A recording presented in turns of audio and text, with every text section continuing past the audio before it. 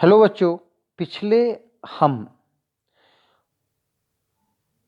Present indefinite, past indefinite और future indefinite tense को पढ़ चुके हैं। ये वीडियो कक्षा 9th के लिए है।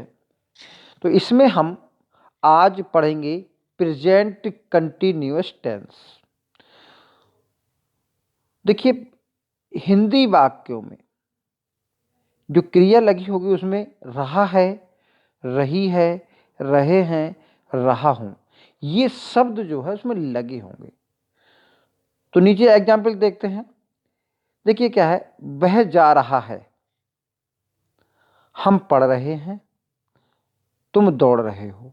इनकी रहा है, रहे हैं, रहे हो, ये जो पहचान है, इससे पता लगता है कि ये जो सेंटेंस दिए गए हैं ये प्रेजेंट कंटिन्यूअस टेंस के हैं।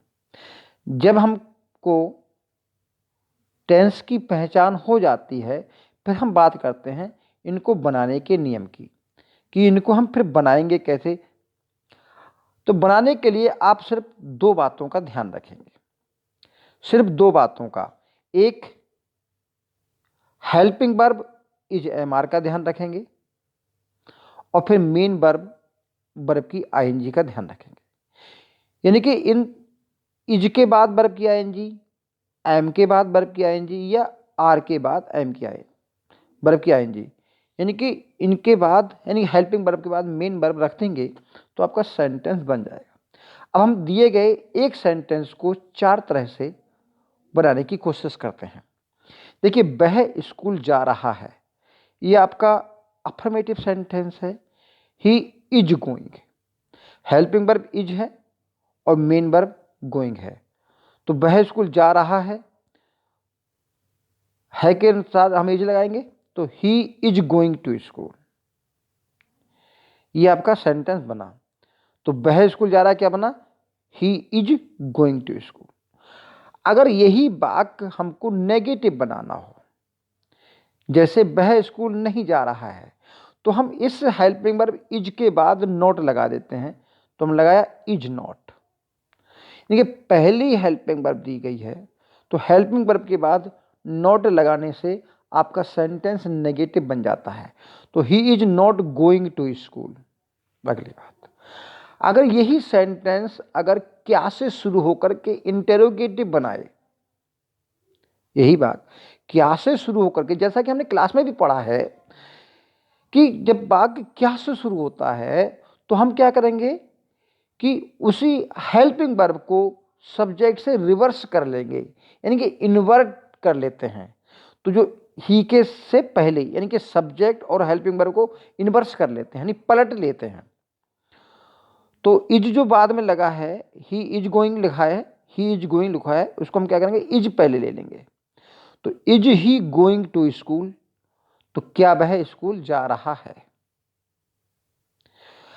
इसी सेंटेंस को देखिए, यानी कि वह स्कूल जा रहा है, तो यहां अगर इज पहले ले लेंगे तो सेंटेंस बन जाएगा क्या वह स्कूल जा रहा है। अच्छा, अब बात आती है वह स्कूल क्यों जा रहा है।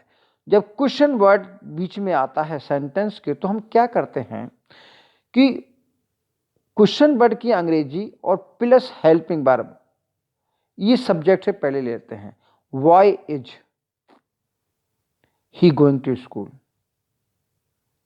समझ गए होंगे। तो यही एक तरीका है, हम सारे प्रकार के सेंटेंस बना लेंगे। अब हम थोड़ी प्रैक्टिस करते हैं। तो अफर्मेटिव सेंटेंस में हमने देखा कि इज एम आर के साथ वर्ब की आईएनजी, बाद में है तो इज, हूं है तो एम, और हो और हैं तो आर लेंगे और उसके बाद वर्ब की आईएनजी करेंगे। वे आज स्कूल जा रहे हैं, they are going to school today. माता जी आटा गूंद रही हैं, तो my mother is kneading the flour. आटा गूंदने को नीड बोलते हैं, तो नीडिंग द फ्लोर।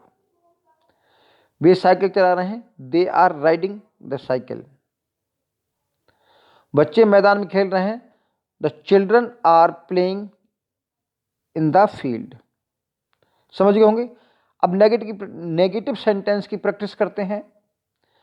वह इस समय नहीं पढ़ रहा है, नहीं पढ़ रहा है, इज नॉट रीडिंग, तो he is not reading at this time. Mohan जूते पॉलिश नहीं कर रहा है, मोहन इज नॉट पॉलिशिंग, भाई पॉलिश के साथ आएंगे द शूज। इंट्रोगेटिव देखने तो पहले क्या वाले देखते हैं, क्या बच्चे सो रहे हैं, आर द चिल्ड्रन, सब्जेक्ट से पहले आर, सब्जेक्ट से पहले आर द चिल्ड्रन स्लीपिंग, यानी कि हेल्पिंग वर्ब पहले और मेन वर्ब सब्जेक्ट के बाद, ये मेन वर्ब है। क्या तुम उनका इंतजार कर रहे हो, are you waiting for them, are subject से पहले, यू सब्जेक्ट है, वेटिंग आईएनजी है। वे आज कहाँ जा रहे हैं, तो कहाँ की अंग्रेजी सबसे पहले, फिर उसके बाद helping verb plus helping verb. तो where are they going today, ये मेन वर्ब है। तुमको अंग्रेजी कौन पढ़ा रहा है, इस सेंटेंस को गौर से देखिए। इस सेंटेंस में कौन जो है सब्जेक्ट का काम करता है, तो ऐसे में सीधे उसके बाद हेल्पिंग वर्ब मेन वर्ब तुरंत बाद आती हैं। ये इज हेल्पिंग वर्ब है और टीचिंग मेन वर्ब है।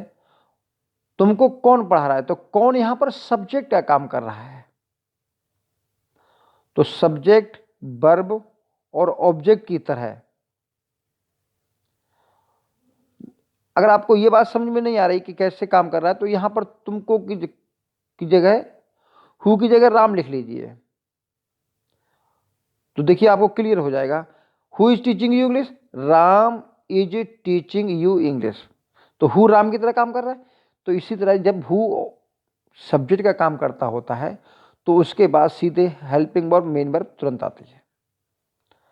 तुम क्यों परेशान हो रहे हो, why are you troubling, troubling माने परेशान होना। उम्मीद कर रहे हैं समझ में आ गया होगा। हम आपको इसके बाद एक एक्सरसाइज बनाने को देंगे और इसको अपनी कॉपी पे नोट कर लें। Thank you, all the best.